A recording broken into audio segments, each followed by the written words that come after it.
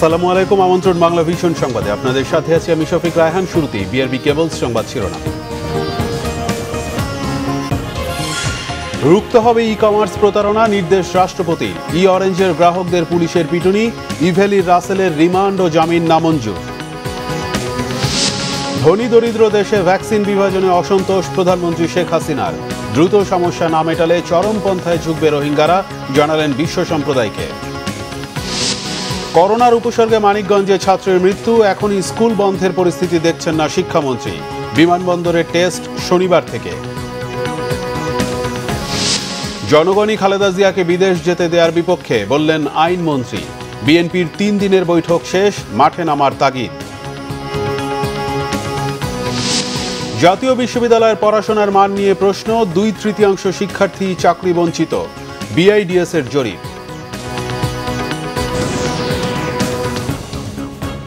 দেখছিলেন বিআরবি কেবল সংবাদ শিরোনাম, এবার বিস্তারিত।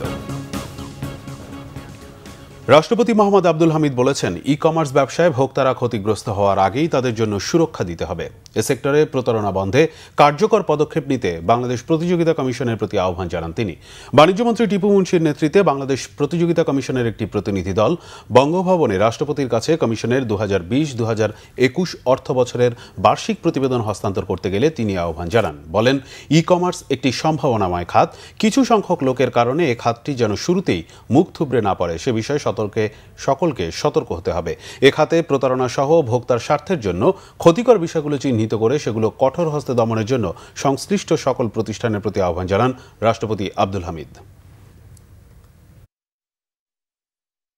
ই অরেঞ্জের প্রতারিত গ্রাহকদের ওপর লাঠিচার্জ করেছে পুলিশ। এদিকে ধানমন্ডি থানায় দায়ের করা প্রতারণার আরেক মামলায় ই কমার্স প্রতিষ্ঠান ইভ্যালির প্রধান নির্বাহী কর্মকর্তা মোহাম্মদ রাসেলের রিমান্ড নামঞ্জুর করে তাকে জেল গেটে জিজ্ঞাসাবাদের নির্দেশ দেওয়া হয়েছে। 10 দফা দাবিতে ই অরেঞ্জের প্রতারিত গ্রাহকরা মৎস্য ভবনের সামনের সড়ক অবরোধ করতে গেলে পুলিশ তাদের উপর লাঠিচার্জ করে। এর আগে জাতীয় প্রেস ক্লাবের সামনে বিক্ষোভ করেন তারা। ই অরেঞ্জ ও পুলিশ কর্মকর্তা সোহেলের সব সম্পত্তি বাজেয়াপ্ত করে ভুক্তভোগীদের টাকা ফিরিয়ে দেওয়া, প্রতারণার সঙ্গে জড়িত ব্যক্তি ও সকল সরকারি আমলা কর্তা ব্যক্তির বিরুদ্ধে প্রশাসনিক ও আইনি ব্যবস্থা গ্রহণ ও এ পর্যন্ত দায়েরকৃত সকল মামলা দ্রুত বিচার ট্রাইব্যুনালের নিষ্পত্তির দাবি জানানো হয় বিক্ষোভে। আমরা পণ্য কিনি, ওই পণ্য কেনার পরে এখন আমরা সেই পণ্য নিয়ে প্রতারিত হচ্ছে, পণ্য পাচ্ছি না। 9.5 লাখ টাকার পণ্য কিনছি, তো আমি এখন খুবই বিপর্যস্ত অবস্থায় আছি। এদিকে ধানমন্ডি থানার প্রতারণার মামলায় একদিনের রিমান্ড শেষে ইভ্যালির প্রধান নির্বাহী কর্মকর্তা রাসেলকে ঢাকা মহানগর হাকিম আদালতে হাজির করা হয়। এ মামলার তদন্ত শেষ না হওয়া পর্যন্ত তাকে কারাগারে রাখার আবেদন করেন তদন্ত কর্মকর্তা। অপরদিকে প্রতারণার আরেক মামলায় 5 দিনের রিমান্ড আবেদন করেন পুলিশ। এই মামলার যে বাদী তার থেকে প্রায় 2,20,000 টাকা সেখানে তার থেকে নিয়েছে যে তাকে দুটি বাইক তাকে দিবে, কিন্তু দীর্ঘ সময় পার হয়ে যাওয়ার পরেও এই গ্রাহককে তার সেই মালামাল দেয়নি। না দেওয়াতে সে বারবার টাকাটা দেওয়া সত্ত্বেও এই মালামাল তাকে না দেওয়াতে বরঞ্চ তাকে উল্টা ভয়ভীতি দেখিয়ে তার অফিস থেকে তাড়িয়ে দিয়েছে। এই কারণেই এই মামলাটা এই বাদী করেছে। বিজ্ঞ আদালত ধানমন্ডি থানার যে রিমান্ডের আবেদন ছিল সেটাকে নামঞ্জুর করেছেন এবং বলেছেন যে আগামী 3 কার্য দিবসের ভিতরে যদি ইনভেস্টিগেটিং অফিসার মনে করেন তাকে জিজ্ঞাসাবাদ করা প্রয়োজন, যে কোনো একদিন জেল গেটে গিয়ে ওনাকে জিজ্ঞাসাবাদ করতে পারেন এই মামলা সংক্রান্ত বিষয়ে। রাসেলের মুক্তি চেয়ে সিএমএম কোর্টের সামনে রাস্তায় বৃহস্পতিবারও বিক্ষোভ করেন ইভ্যালির গ্রাহকরা। গালমান শফি, বাংলা ভিশন, ঢাকা। রোহিঙ্গা সমস্যা সমাধানে আন্তর্জাতিক সম্প্রদায়কে এগিয়ে আসার আহ্বান জানিয়েছেন প্রধানমন্ত্রী শেখ হাসিনা। আশঙ্কা করেন সমস্যা দীর্ঘায়িত হলে এই জনগোষ্ঠী চরমপন্থার দিকে ঝুঁকে পড়বে, যা পুরো অঞ্চলকে ঝুঁকির মধ্যে ফেলবে। এদিকে প্রধানমন্ত্রী আরেক সম্মেলনে জানিয়েছেন, আগামী বছরের আগস্টের মধ্যে দেশের 80% মানুষকে করোনার টিকার আওতায় আনা হবে। বুধবার নিউ ইয়র্কে 2টি সম্মেলনে প্রধানমন্ত্রী এসব কথা বলেন। যুক্তরাষ্ট্র সফররত প্রধানমন্ত্রী শেখ হাসিনা বুধবার রোহিঙ্গা সংকট সমাধানে জাতিসংঘের উদ্যোগে উচ্চ পর্যায়ের একটি বৈঠকে যোগ দেন। রোহিঙ্গাদের নিজ দেশে ফেরানোর জন্য বাংলাদেশের সমস্ত উদ্যোগ ব্যর্থ হওয়ার কথা জানিয়ে হতাশা প্রকাশ করেন প্রধানমন্ত্রী। বলেন, সমস্যা দীর্ঘায়িত হলে রোহিঙ্গাদের মধ্যে সৃষ্ট হতাশা তাদের চরমপন্থার দিকে ঠেলে দেবে, যা সমস্ত অঞ্চলকে ঝুঁকির মধ্যে ফেলবে বলেও আন্তর্জাতিক সম্প্রদায়কে সাবধান করেন প্রধানমন্ত্রী। Delaying this crucial problem jeopardizes our collective security. The growing frustration over the lack of progress in repatriation entices many to get involved in criminal activities, and they are easy prey to extremist ideologies. This could potentially destabilize the entire region. As I repeatedly said, they are Myanmar nationals, and hence they must go back to their homeland, Myanmar, in safety and dignity. We must all, especially the international community, do everything possible to make this happen. এর আগে corona ইস্যুতে white হাউসের উদ্যোগে আয়োজিত শীর্ষ সম্মেলনে virtually যোগ দেন প্রধানমন্ত্রী। এতে সভাপতির বক্তব্যে মার্কিন প্রেসিডেন্ট জো বাইডেন উন্নয়নশীল দেশগুলোকে 100 কোটি ডোজ করোনা টিকা দেওয়ার প্রতিশ্রুতি দেন। ভার্চুয়ালি দেয়া বক্তব্যে প্রধানমন্ত্রী শেখ হাসিনা করোনা মোকাবেলায় তার সরকারের নেয়া বিভিন্ন উদ্যোগ বিস্তারিত তুলে ধরেন। করোনা টিকা উৎপাদনে উন্নয়নশীল ও এলডিসিভুক্ত দেশগুলোকে সুযোগ দেওয়ার দাবিও জানান তিনি। For effective global vaccination, COVID-19 vaccines need to be declared as global public good. To guarantee universal access, local production of vaccines by developing countries and LDCs that have the capacity must be allowed. আগামী 24 September জাতিসংঘে বাংলায় ভাষণ দেবেন প্রধানমন্ত্রী। এছাড়া যুক্তরাষ্ট্র প্রবাসীদের আয়োজিত নাগরিক সংবর্ধনায় অংশ নেবেন প্রধানমন্ত্রী শেখ হাসিনা। রকুনুজ্জামান, বাংলা ভিশন, ঢাকা। নিউ ইয়র্কে জাতিসংঘের উচ্চ পর্যায়ের একটি ভার্চুয়াল বৈঠকে প্রধানমন্ত্রী শেখ হাসিনা বলেছেন, সমতা এবং অন্তর্ভুক্তিমূলক জাতি গঠনে ধনী ও দরিদ্রের মধ্যে ভ্যাকসিন বিভাজন দূর করতে হবে। এলডিসি, জলবায়ু ঝুঁকিপূর্ণ দেশগুলোর জন্য বিশেষ অর্থায়ন সহ 5 দফা প্রস্তাবনাও দেন প্রধানমন্ত্রী। তিনি বলেন, একটি নতুন দৃষ্টান্ত স্থাপনে হলিস্টিক পদ্ধতিতে বৈষম্য কমাতে হবে। উন্নত ডিজিটাল যুগে যাওয়ার ক্ষেত্রে ডিজিটাল বিভাজন সেতু তৈরি করতে বিশ্ব নেতাদের প্রতি আহ্বানও জানান প্রধানমন্ত্রী। অভিবাসীদের সমস্যা মোকাবেলা করা অপরিহার্য বলে উল্লেখ করেন Sheikh Hasina. The most urgent call of the hour is to eliminate vaccine divides between the rich and the poor.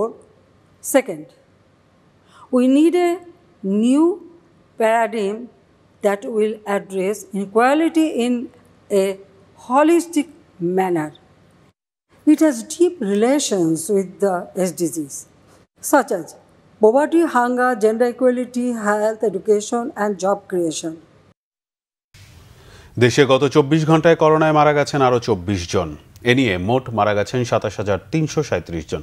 বৃহস্পতিবার গণমাধ্যমে পাঠানো স্বাস্থ্য অধিদপ্তরের প্রেস বিজ্ঞপ্তিতে এ তথ্য জানানো হয়। বুধবারের তুলনায় মৃত্যুর সংখ্যা 12 জন কম। 24,820টি নমুনা পরীক্ষায় নতুন শনাক্ত 1,144 জন। মোট শনাক্ত 15,48,320 জন। নতুন 1,653 জন সহ এ পর্যন্ত সুস্থ হয়েছেন 15,07,789 জন।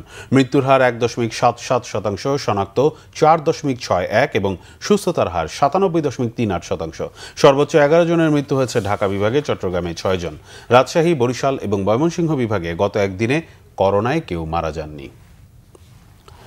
এদিকে করোনা উপসর্গ নিয়ে মানিকগঞ্জের এক স্কুল ছাত্রীর মৃত্যু হয়েছে। বুধবার সন্ধ্যায় ঢাকায় আনার পথে মারা যায় শহরের সুরেন্দ্র কুমার সরকারি বালিকা উচ্চ বিদ্যালয়ের 8ম শ্রেণীর ছাত্রী সুবর্ণা ইসলাম ওরফে রোদেলা। শ্রেণীতে তার রোল নম্বর ছিল 1। বিদ্যালয়ের ভারপ্রাপ্ত প্রধান শিক্ষক আরজু খানম বলেন, মেয়েটি 15 সেপ্টেম্বর সর্বশেষ স্কুলে এসেছিল। তখন তার শরীরে কোনো সমস্যা ছিল না। গত 3 দিন ধরে তার জ্বর ও শ্বাসকষ্ট হচ্ছিল। চিকিৎসকরা জানান, তার ফুসফুসে সংক্রমণ শনাক্ত হয়। রক্তে অক্সিজেনের মাত্রাও খুব কম ছিল। অবস্থার অবনতি হলে ঢাকা নেওয়ার পথে সে মারা যায়। ওই ছাত্রীর করোনার নমুনা এখনও পরীক্ষা করা হয়নি। স্কুল কর্তৃপক্ষ জানিয়েছে, 10ম শ্রেণীর এক ছাত্রী করোনা শনাক্ত হয়। শনিবার থেকে বুধবার পর্যন্ত ওই শ্রেণীর পাঠদান বন্ধ রাখা হয়। এরপর একই শ্রেণীর 58 শিক্ষার্থীর করোনা পরীক্ষায় কারো করোনা পজিটিভ ধরা পড়েনি। শিক্ষামন্ত্রী ডক্টর দীপুমণি জানিয়েছেন, দেশের কোনো স্কুল কলেজ থেকে যাতে করোনা সংক্রমণ না হয় সে বিষয়ে সতর্ক আছে সরকার। বলেন, করোনার কারণে এখনও শিক্ষা প্রতিষ্ঠান বন্ধের মতো পরিস্থিতি তৈরি হয়নি। দুপুরে রাজধানীর বঙ্গবন্ধু শেখ মুজিব মেডিকেল বিশ্ববিদ্যালয় উপমহাদেশের প্রথম মুসলিম নারী চিকিৎসক ডাক্তার জোহরা বেগম কাজীর উপর এক স্মারক গ্রন্থ প্রকাশ অনুষ্ঠান শেষে একথা জানান তিনি। মানিকগঞ্জে এক স্কুল ছাত্রের মৃত্যুর বিষয়ে মন্ত্রী জানান, ওই বিদ্যালয়ের সকল শিক্ষার্থীকেই করোনা টেস্টের আওতায় আনা হয়েছে, আর সবার রেজাল্টই নেগেটিভ পাওয়া গেছে। করোনা পরিস্থিতি বিবেচনায় কোনো শিক্ষার্থীদেরকে শ্রেণীকক্ষে উপস্থিতির জন্য বাধ্য না করতেও শিক্ষক এবং অভিভাবকদের প্রতি নির্দেশনা দেন শিক্ষামন্ত্রী। বলেন, অনলাইন শিক্ষা কার্যক্রমে অংশ নিতে পারবে যে কোনো শিক্ষার্থী। আমরা কোথাও কোনো ধরনের খবর পাওয়া মাত্র আমরা কিন্তু যেভাবে করে কন্ট্যাক্ট ট্রেসিং করা বা যা কিছু আমরা কিন্তু সাথে সাথে ব্যবস্থা নিচ্ছি, এবং এই পর্যন্ত আল্লাহর রহমতে কোথাও এরকম সংক্রমণ আমাদের মাধ্যমিক ও উচ্চশিক্ষা অধিদপ্তরের আওতাধীন যত শিক্ষা প্রতিষ্ঠান আছে আমরা কোথাও এখনো পাইনি।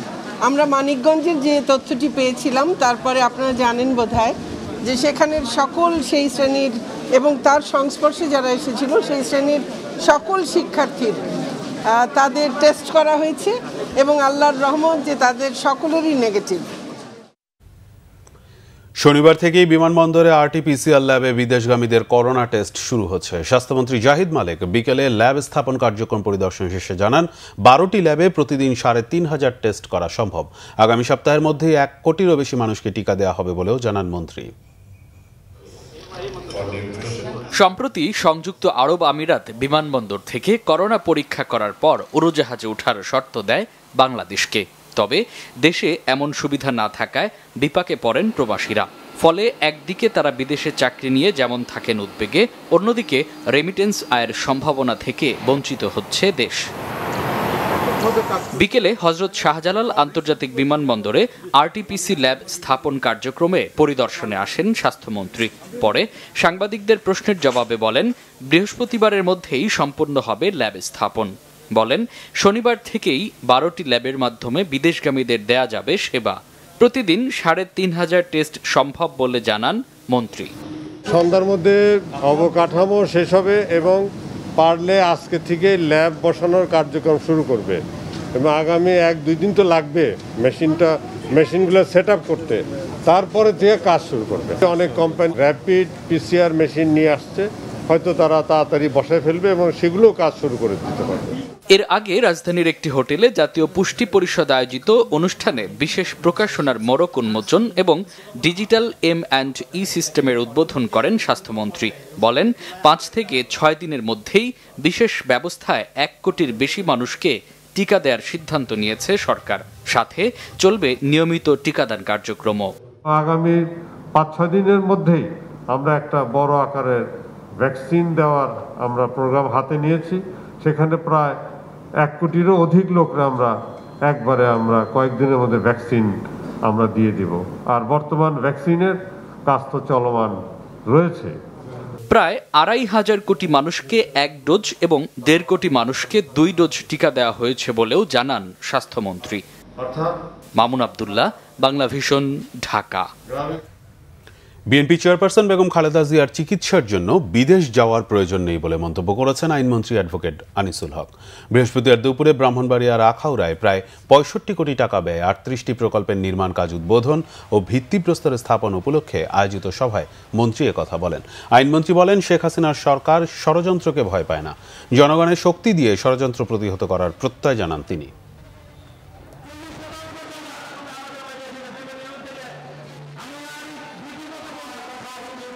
হাসপাতাল যেদিন থেকে হাসপাতালে গেছে এই দিন থেকে বলা শুরু করছে, বিদেশে যাইতে দেন, বিদেশে যাইতে দেন, বিদেশে যাইতে দেন। তখন প্লেনও চলে না, রেলগাড়ি চলে না, গাড়ি চলে না, জাহাজ চলে না, ট্রেন চলে না, কিন্তু ওনাদেরকে বিদেশ যাইতে দিতে হবে। আমরা যদি বাংলাদেশে থেকে মানুষকে সুস্থ করতে পারি, তাহলে পরে বিদেশ যাওয়ার কি কোনো দরকার আছে? আপনারা বলেন একটু, আপনারা কি চান বিদেশে যাওয়ার দরকার আছে? বলেন না, আপনারা বললে আমি দিব, বলেন। নির্বাচন কমিশনার মাহবুব তালুকদারের বক্তব্যকে রাজনৈতিক উদ্দেশ্য প্রণোদিত বলেছেন আওয়ামী লীগ সাধারণ সম্পাদক ওবায়দুল কাদের। মাহবুব তালুকদার নির্বাচনে বিএনপিকে আনতে পারেননি বলেও মন্তব্য তার। এদিকে তথ্য ও সম্প্রচার মন্ত্রী ডক্টর হাসান মাহমুদ বলেছেন, দেশের উন্নয়ন অগ্রযাত্রা পাকিস্তান স্বীকার করলেও বিএনপি নেতারা স্বীকার করে না। বাসভবনে ব্রিফিংয়ে আওয়ামী লীগ সাধারণ সম্পাদক ওবায়দুল কাদের বলেন, দেশ যখন এগিয়ে যায় বিএনপির নেতৃত্বে প্রতিক্রিয়াশীল একটি মহল অগ্রযাত্রাকে থামিয়ে দিতে চায়, অস্থিতিশীল করতে চায় দেশকে। সাহস থাকলে তারেক রহমানকে দেশে ফিরে আসার পরামর্শ দেন তিনি। নির্বাচনে প্রতিযোগিতা নেই ইসি সচিব মাহবুব তালুকদারের এমন মন্তব্যের কড়া সমালোচনা করেন ওবায়দুল কাদের। নির্বাচনের প্রতিযোগিতার জন্য তো বিএনপি একটা বড় দল, তাদেরও অংশগ্রহণ করা প্রয়োজন ছিল, কিন্তু মাহবুব সাহেব তো নির্বাচনে বিএনপিকে আনতে পারেননি। তিনি নির্বাচনে ভোটারদের অনাগ্রহের কথা বলেন, অথচ এ করোনার মধ্যেও স্থানীয় সরকার নির্বাচনে ভোটারদের উপস্থিতি ছিল নির্বাচন কমিশনের হিসেবেই 69%। কাজে তার এই বক্তব্য অবান্তর এবং রাজনৈতিক উদ্দেশ্য প্রণোদিত। এদিকে তথ্য ও সম্প্রচার মন্ত্রী ডক্টর হাসান মাহমুদ বলেছেন, বিএনপি নেতারা দেশের অগ্রগতি দেখেও না দেখার ভান করে। রাষ্ট্রের কোথাও ব্যত্যয় হলে তা প্রচারের পাশাপাশি সাফল্যগুলো তুলে ধরতে গণমাধ্যমের প্রতি আহ্বান জানান তিনি। জাতীয় প্রেস ক্লাবে রাজশাহী বিভাগ সাংবাদিক সমিতির দ্বিবার্ষিক সাধারণ সভায় এসব কথা বলেন তথ্য ও সম্প্রচার মন্ত্রী। দেশের মানুষ আগের তুলনায় বহুগুণ ভালো আছে। ফখরুল সাহেবরা স্বীকার করুক আর না করুক, ওনারা যে আদর্শে উজ্জীবিত, সেই পাকিস্তানও আমাদের অগ্রগতি দেখে অবাক বিস্ময়ে তাকিয়ে থেকে আফসোস করে। সব সূচকে আমরা পাকিস্তানকে পেছনে ফেলেছি। পাকিস্তানের প্রধানমন্ত্রী নিজেই স্বীকার করেন, অথচ ফখরুল সাহেব স্বীকার করেন না। তাইমুর রশিদ, বাংলা ভিশন, ঢাকা। শেষ হলো দলের কেন্দ্রীয় ও মাঠ পর্যায়ের নেতাদের সাথে বিএনপির হাইকমান্ডের সিরিজ বৈঠক। শেষ দিনে বিএনপির নীতি নির্ধারকরা বৈঠক করেন দলের নির্বাহী কমিটির রাজশাহী, খুলনা ও বরিশাল বিভাগের সদস্যদের সাথে। সংশ্লিষ্ট জেলা সভাপতিরাও উপস্থিত ছিলেন সভায়। বিকেল 4টায় শুরু হয়ে রাত 10:30 পর্যন্ত চলে বৈঠকটি। 6 দিনে প্রায় 500 নেতার মতামত নেওয়া হয়।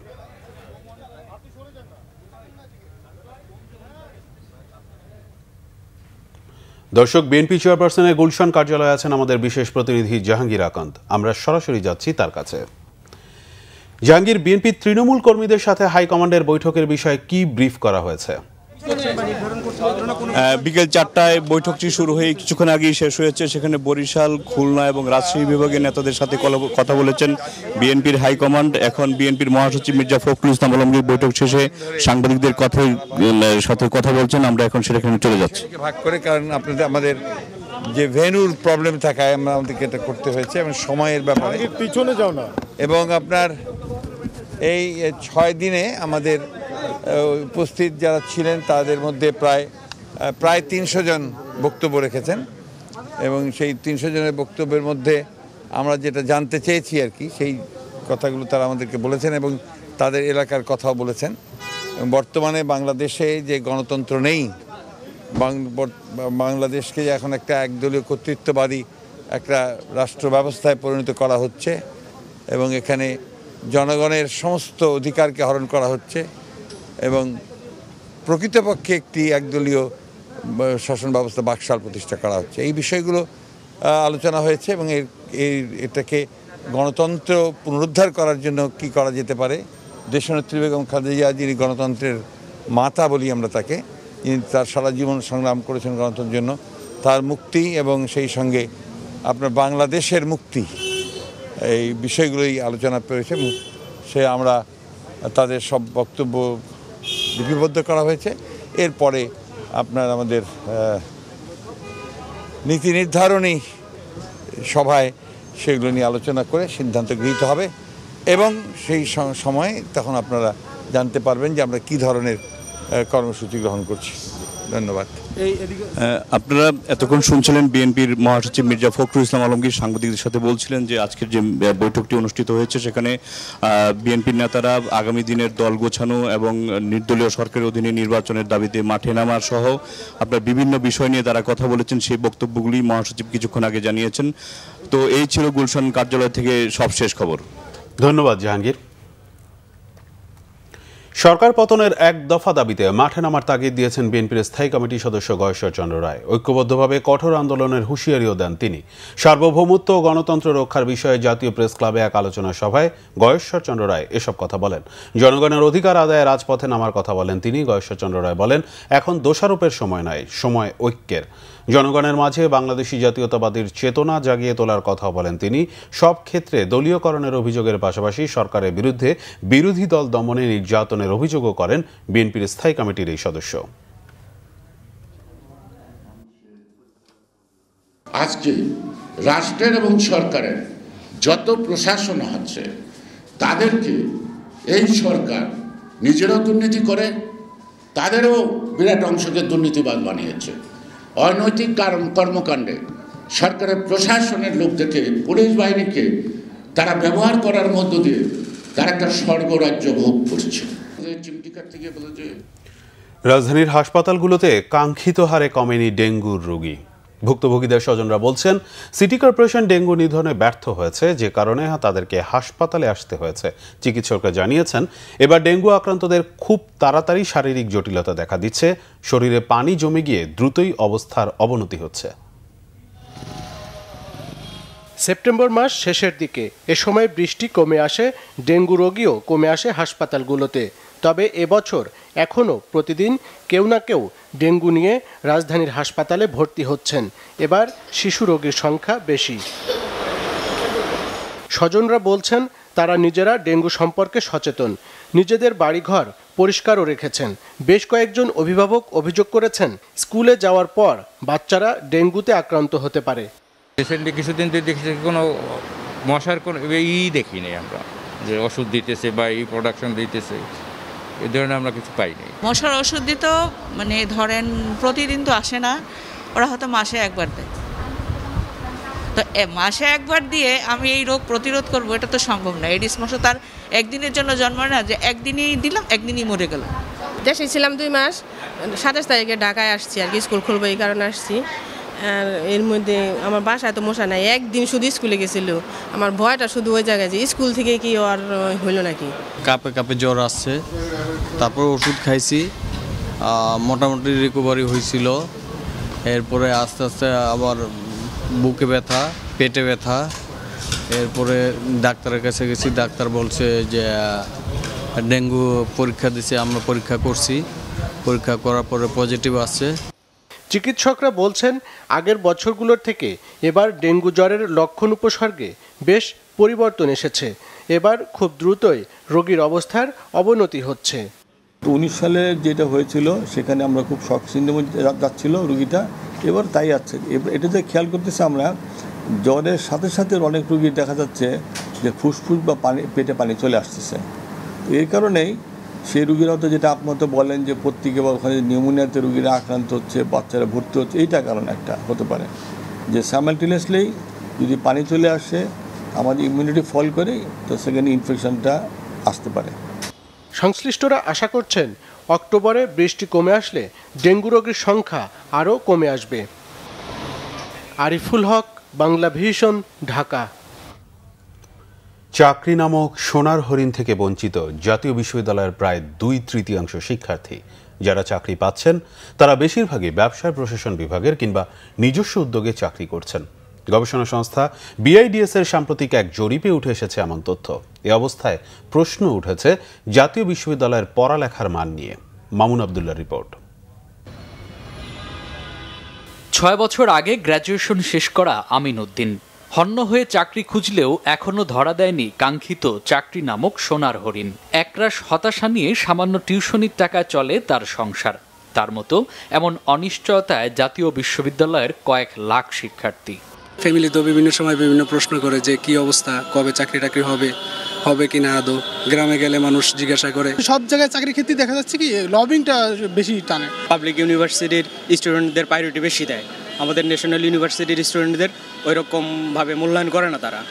বাংলাদেশ উন্নয়ন গবেষণা প্রতিষ্ঠান BIDS এর সাম্প্রতিক এক জরিপে উঠে এসেছে, জাতীয় বিশ্ববিদ্যালয়ের 66% শিক্ষার্থী বেকার। স্নাতক শেষ করে চাকরি পান 21% শিক্ষার্থী। স্ব-উদ্যোগে কাজ করছেন 3% শিক্ষার্থী। এ অবস্থায় জাতীয় বিশ্ববিদ্যালয়ের মান নিয়ে প্রশ্ন তোলেন জরিপের সমন্বয়ক ও বিআইডিএস এর গবেষক। জাতীয় বিশ্ববিদ্যালয়ের শিক্ষার মানটা মানসম্মত না, এক। আরেকটা হচ্ছে যে জাতীয় বিশ্ববিদ্যালয়ের মাধ্যমে তারা তাদের যে সমবাজারে যে দক্ষতার দরকার সেই ধরনের দক্ষতা তো কারিকুলামের মধ্যে আসছে না। প্রত্যাশিত মানে সন্তুষ্ট না হলেও পাঠ্যক্রমে পরিবর্তন আনার প্রত্যয় ব্যক্ত করেন জাতীয় বিশ্ববিদ্যালয়ের উপাচার্য। কর্মমুখী শিক্ষার উপর জোর দিলেন তিনি। বিপুল সংখ্যক শিক্ষার্থীকে হায়ার এডুকেশনের জন্য এনরোল যদি না করে ম্যাট্রিক ইন্টারমিডিয়েটের পরে আরও বেশি কারিগরি ভোকেশনাল অন্যান্য ক্ষেত্রে নেন, তারা কিন্তু ঠিক অনার্স মাস্টার্স বা হায়ার এডুকেশনের দিকে যাচ্ছে না, তারা কতগুলো টেকনিক্যাল দিকে যাচ্ছে। আমাদের ল্যাবগুলোর এক্সপানশন খুব দরকার। আমাদের পাঠ্য বইয়ের ভীষণ অভাব আছে। আমরা 8-10টা ইতিমধ্যে শর্ট কোর্স আইডেন্টিফাই করেছি, যেটা আমরা আস্তে আস্তে ইন্ট্রোডিউস করব। জাতীয় বিশ্ববিদ্যালয়ের অধিভুক্ত 2154টি সরকারি বেসরকারি কলেজে শিক্ষার্থী সংখ্যা প্রায় 29 লাখ। বিবিএস এর পরিসংখ্যান বলছে যেখানে প্রতি বছর 20 লাখের মতো মানুষ কর্মসংস্থানে যুক্ত হচ্ছে, সেখানে 47% শিক্ষিত বেকার, কিন্তু সেই হারে বাড়ছে না কর্মসংস্থান। তাই বিশেষজ্ঞদের পরামর্শ, জাতীয় বিশ্ববিদ্যালয়ের অধীনে যে বিশাল সংখ্যক শিক্ষার্থী আছে তাদের শুধুমাত্র সার্টিফিকেট নির্ভর শিক্ষা নয়, গড়ে তুলতে হবে দক্ষ মানব সম্পদে। মামুন আব্দুল্লাহ, বাংলাভিশন, ঢাকা। স্বরাষ্ট্রমন্ত্রী আসাদুজ্জামান খান বলেছেন, কিশোর অপরাধ দমনে 18 বছর পর্যন্ত শিশু বিবেচনার আইনগত বাধ্যবাধকতা নতুন করে ভেবে দেখার সময় এসেছে। অন্যদিকে পুলিশ প্রধান ডক্টর বেনজির আহমদ জানিয়েছেন, কিশোর গ্যাং আইন শৃঙ্খলা নিয়ন্ত্রণে অনেক চ্যালেঞ্জ তৈরি করেছে। কিশোর অপরাধ দমনে সামাজিক প্রচারণার জন্য এলিট ফোর্স র্যাব একটি বিজ্ঞাপন নির্মাণ করে। বৃহস্পতিবার সেই বিজ্ঞাপনের উদ্বোধনী অনুষ্ঠানে উঠে আসে কিশোর গ্যাংয়ে জড়িয়ে পড়ার বিস্তর আলোচনায় অংশ নিয়ে মানবাধিকার কমিশনের চেয়ারম্যান বলেন, এই গ্যাং কালচারের কারণে অনেক কিশোরের জীবন ধ্বংস হয়ে গেছে। বাবা মায়ের অতি আদর এবং প্রশ্রয় এবং সময় না দেওয়া, এটি কিন্তু আসলে বাচ্চাদের মনোজগতে একটা বড় রকমের সংকট তৈরি করে। এই কিশোর গ্যাংয়ের মধ্যে কিশোররা যেরকম থাকে, সাথে সাথে দেখা যায় এটার মধ্যে আরও বড়রাও থাকে। বড়রা থেকে তাদেরকে একটা গ্যাং ফর্ম করে দেয়, এরপরে দেখা যায় বড়দের সাথেও তাদের একটা মতবিরোধ দেখা দেয়। অনুষ্ঠানে প্রধান অতিথি স্বরাষ্ট্রমন্ত্রী বলেন, কিশোর গ্যাং থেকে দূরে রাখতে সন্তানের প্রতি খেয়াল না রাখলে মাদক ও আইন শৃঙ্খলা নিয়ন্ত্রণ সম্ভব নয়। 18 বছর বয়সে কিন্তু এরা ইউনিভার্সিটি ছাত্র হয়ে যায়, যারা নাকি রেগুলার পড়াশোনা করে। সেই জায়গাটিতে দেখার বিষয় রয়েছে। আমাদের নিরাপত্তা বাহিনী থেকে আরম্ভ করে মাদক দ্রব্য নিয়ন্ত্রণ অধিদপ্তর সবাই কাজ করছে। তারপরেও আমি আপনাদের আহ্বান রাখবো, আপনার ছেলে মেয়েদের যদি খেয়াল না রাখে তাহলে আমরা এই বিস্তার রোধ অবশ্যই আমরা করতে পারবো না।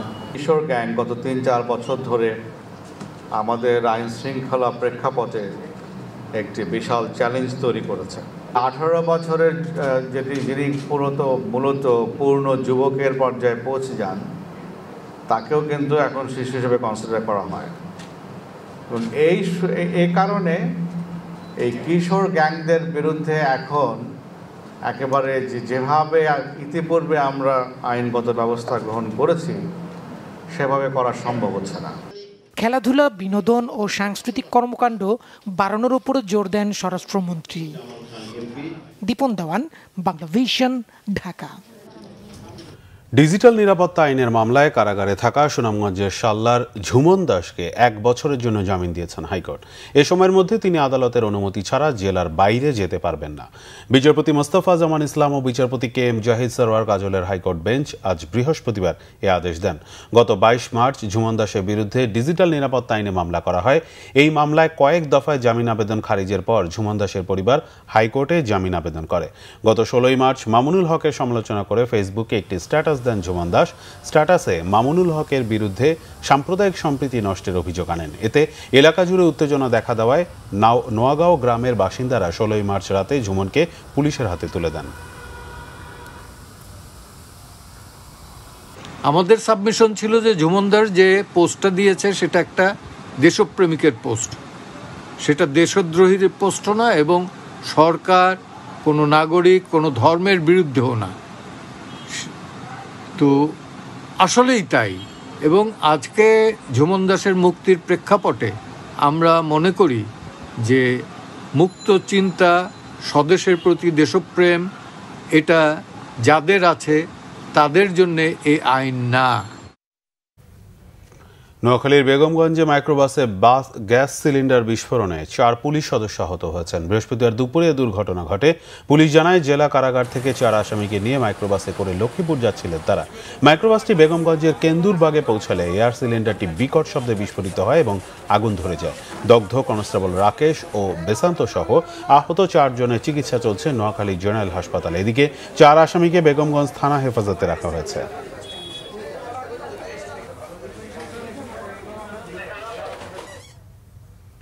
করোনা ও ডেঙ্গুর মধ্যেই ঝিনাইদহে নিউমোনিয়ার প্রকোপ অব্যাহত রয়েছে। বেশি আক্রান্ত হচ্ছে শিশুরা। সদর হাসপাতালে এ রোগে আক্রান্ত হয়ে চিকিৎসা নিচ্ছে 110 শিশু। প্রতিদিনই হাসপাতালে বাড়ছে রোগীর সংখ্যা। হাসপাতালের শিশু বিশেষজ্ঞ ডাক্তার আনোয়ারুল ইসলাম জানান, আবহাওয়ার পরিবর্তনে দিনে গরম রাতে ঠান্ডায় এই অবস্থা তৈরি হয়েছে। শিশুদের পাশাপাশি বড়রাও এ রোগে আক্রান্ত হচ্ছেন। অভিভাবকদের সচেতনতা এবং শিশু ও বৃদ্ধদের বাড়তি যত্নের পরামর্শ দিয়েছেন তিনি। ডাক্তার দেখছে, বলছে যে খুবই খারাপ অসুস্থ, ট্রিটমেন্ট করতেছে। এখন উপরওয়ালা যদি আমার ছেলের হয় দিয়ে যায় তাহলে ভালো হবে। ডবল নিউমোনিয়া, রক্ত ইনফেকশন, ঠান্ডা, কাশি, জ্বর, তারপরে এখন ডাক্তারে বলছে যে নিউমোনিয়া। আজকে 5 দিন। সুইজারল্যান্ডের জেনেভায় অনুষ্ঠিত হয়েছে Bangladesh securities and exchange commission বিএসসিসির রোড শোর দ্বিতীয় ও শেষ পর্ব। এই আয়োজনের উদ্দেশ্য বাংলাদেশের শেয়ার বাজারে বিদেশি বিনিয়োগ বাড়ানো। Investor summit Bangladesh capital markets শীর্ষক ওই রোড শোর অন্যতম সহযোগী বাংলাদেশের ইলেকট্রনিক্স ও টেক জায়ান্ট ওয়ালটন। জেনেভার হোটেল প্রেসিডেন্ট উইলসনের বলরুমে হয় এ শো। সমাপনী অধিবেশনে ধন্যবাদ প্রস্তাব উপস্থাপন করেন ওয়ালটন হাইটেকের এমডি ও সিইও গোলাম মোর্শেদ। তিনি বলেন, আগামী 9 বছরে গ্লোবাল ব্র্যান্ডগুলোর মধ্যে অন্যতম হবে বাংলাদেশের ওয়ালটন।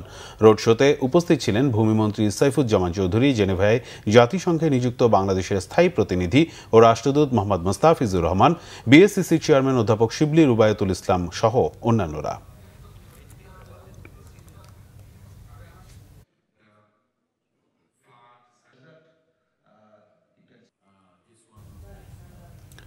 মাইগ্রেশনের দাবিতে বিক্ষোভ করেছে রংপুরের নর্দার্ন মেডিকেল কলেজ হাসপাতালের শিক্ষার্থীরা। বৃহস্পতিবার সকালে কলেজ ক্যাম্পাসে প্রতিবাদ সমাবেশ করে তারা। শিক্ষার্থীদের অভিযোগ, সরকারি আদেশ আসলেও তা বাস্তবায়ন করতে গড়িমসি করছে কলেজ কর্তৃপক্ষ। 19 সেপ্টেম্বর কলেজ কর্তৃপক্ষকে মাইগ্রেশনের আদেশ দেয় স্বাস্থ্য মন্ত্রণালয় ও স্বাস্থ্য অধিদপ্তর, কিন্তু তা বাস্তবায়ন না করে টালবাহানা করছে অধ্যক্ষ ও কলেজ পরিচালনা কমিটি। এতে আবারও অনিশ্চিত হয়ে পড়েছে 20 বিদেশি সহ 239 শিক্ষার্থীর জীবন।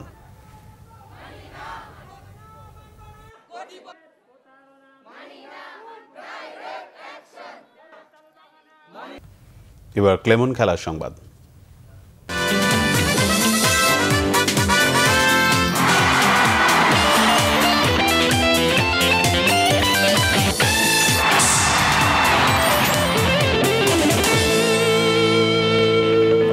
ফুটবল সাফ চ্যাম্পিয়নশিপের জন্য বাংলাদেশের প্রস্তুতি শুরু। নতুন কোচ অস্কার ব্রুজেন প্রথম দিনেই speed of the ball, passing, ফুটবলারদের স্ট্রেংথ সহ অনুশীলনের বিভিন্ন দিক বিশেষ নজর দিয়েছেন। জেমিরেকে বাফুফে অব্যাহতি দেয় অন্তর্বর্তীকালীন কোচের দায়িত্ব পান বসুন্ধরা কিংসের কোচ ব্রুজেন। তার কোচিংয়ের সাথে মানিয়ে নেওয়ার চেষ্টা করছেন ফুটবলাররা। স্বল্প সময়ের প্রস্তুতিতে দলকে তৈরি করতে অনুশীলনে নতুনত্ব আনছেন কোচ। নতুন কোচ অস্কার ব্রুজেনের অধীনে সাফ চ্যাম্পিয়নশিপের প্রস্তুতি বাংলাদেশ দলের। বঙ্গবন্ধু স্টেডিয়ামে কয়েক ভাগে বিভক্ত হয়ে বিভিন্ন কৌশল নিয়ে অনুশীলন করেন জামাল ভুঁইয়ারা। 3 বছর ধরে বাংলাদেশে অবস্থান করা স্প্যানিশ কোচ ব্রুজন বসুন্ধরা কিংসকে গত 2 মৌসুমে জিতিয়েছেন লিগ শিরোপা। জাতীয় দলের সবাই তার চেনা। তাছাড়া তার শিষ্যদের মধ্যে কিংসেরই আছে 10 জন। প্রথম দিনে ফুটবলারদের সাথে বোঝাপড়ার পাশাপাশি তাদের স্ট্রেংথের দিকে বিশেষ গুরুত্ব দিয়েছেন কোচ। সাফ প্রস্তুতির জন্য তার হাতে সময় খুবই কম, তাই 2 ঘন্টার অনুশীলনে বল নিয়ে কাজ করেন বেশি। দেখুন, ক্লাব ফুটবল আর আন্তর্জাতিক ফুটবল সম্পূর্ণ আলাদা। প্রিমিয়ার লিগে কারো খেলা 3 সপ্তাহ, কারো খেলা 2 সপ্তাহ, কারো 3 দিন আগে শেষ হয়েছে। তাই অনুশীলনে সবার সামর্থ্যে ভারসাম্য আনার চেষ্টা করছি। সবার ফিটনেস মোটামুটি ভালোই আছে। কাজ করছি আমাদের পরিকল্পনাগুলো নিয়ে। যেটা নতুন আছে ওরা একটু বেশি এক্সপ্লেইন করছে, আর বসুন্ধরা প্লেয়ার ছাড়া মানে অন্য প্লেয়ার ওরার সাথে মানে আলাপ করছে কি করতে হবে, ও কি চায়, এইসব জিনিস করছে। উনি তো নতুন ওয়ে অফ প্লেয়িং করতে চাই, সো এটা আমরা অ্যাডপ্ট করতে হবে। আজকে আমরা ফোকাস হচ্ছে speed of the ball, passing এটা দরকার আছে, আর কিপ দ্য বল এটা দরকার আছে, ও এটা ফোকাস করছে। নাইজেরিয়ান এলিটে কিংসলে এখন বাংলাদেশ পাসপোর্টধারী, যদিও ফিফা থেকে মেলেনি বাংলাদেশের জার্সিতে খেলার অনুমোদন। তবে এই ফরওয়ার্ড তৈরি সুযোগ পেলেই তার প্রতি আস্থার প্রতিদান দিতে। এটা খুবই সৌভাগ্যের, বাংলাদেশের জার্সি গায়ে জড়িয়েছি, তবে তখনই এটার মূল্যায়ন হবে যখন আমি আমার নৈপুণ্য দিয়ে দলকে সাফল্য এনে দিতে পারবো। অনুশীলনে মনোযোগ দিচ্ছি, ম্যাচের সুযোগ পেলে আমার দায়িত্বটা যেন ঠিকঠাক পালন করতে পারি। আবাহনীর মিডফিল্ডার হৃদয়কে ডাকায় জাতীয় দলের স্কোয়াড এখন 27 জনের। সাফ চ্যাম্পিয়নশিপে অংশ নিতে মালদ্বীপ যাওয়ার আগে বাংলাদেশের অনুশীলন চলবে আরও 4 দিন। মানিক মাহমুদ, বাংলা ভিশন, ঢাকা। শর্ত মেনে বিশ্বকাপে খেলতে গেলে কোয়ারেন্টাইন লাগবে না ক্রিকেটারদের, জানালেন বিসিবির চিকিৎসক ডক্টর দেবাশিস চৌধুরী। আইসিসির গাইডলাইন অনুযায়ী বিশ্বকাপে অংশ নেওয়া দলগুলো 6 দিনের কোয়ারেন্টাইন করার সুপারিশ রয়েছে। তবে টিকা নেওয়া থাকলে ও করোনা নেগেটিভ রিপোর্ট নিয়ে গেলে শর্ত শিথিল হতে পারে। এদিকে বিশ্বকাপ থেকে নাম প্রত্যাহার করলেও নেপালে হিমালয় টি20 প্রিমিয়ার লিগ খেলতে যেতে বাধা নেই তামিম ইকবালের। বিসিবির চিকিৎসকের আশা, পাকিস্তানের বিপক্ষে হোম সিরিজে তাকে দলে পাবে টাইগাররা। এভারেস্ট প্রিমিয়ার লিগে খেলাটা এই পুনর্বাসন প্রক্রিয়ার কিন্তু একটা অংশ। এই খেলার মধ্যে বোঝা যাবে যে আসলে স্কিল এবং অন্যান্য বিষয়েও কতটুকু নিজেকে ম্যানেজ করতে পারছে, এবং এই খেলার ফিডব্যাকের উপর নির্ভর করে আমরা ওর পরবর্তী চিকিৎসার ব্যাপারে চিন্তা করব। 6 দিনের কোয়ারেন্টাইনের একটা নির্দেশনা আইসিসি আপাতত সবাইকে দিচ্ছে, কিন্তু যে দলগুলো বাবল টু বাবল ট্রান্সফার হবে, অর্থাৎ যে দলগুলো কোনো বাইলেটারাল সিরিজ খেলছে, অর্থাৎ যারা বাবলের মধ্যেই আছে, তারা যদি চার্টার্ড ফ্লাইট ব্যবহার করে আইসিসির বাবলে ঢোকে, অর্থাৎ বাবল টু বাবল ট্রান্সফার হয়, তাহলে সেক্ষেত্রে তাদের 6 দিনের কোয়ারেন্টাইন মওকুফ হতে পারে। সংবাদ শেষ করব বিআরবি কেবল শিরোনামগুলো আরেকবার জানিয়ে। রুখতে হবে ই কমার্স প্রতারণা, নির্দেশ রাষ্ট্রপতি। ই অরেঞ্জের গ্রাহকদের পুলিশের পিটুনি, ইভ্যালির রাসেলের রিমান্ড ও জামিন নামঞ্জুর। ধনী দরিদ্র দেশে ভ্যাকসিন বিভাজনে অসন্তোষ প্রধানমন্ত্রী শেখ হাসিনার। দ্রুত সমস্যা না মেটালে চরমপন্থায় ঝুঁকবে রোহিঙ্গারা, জানালেন বিশ্ব সম্প্রদায়কে।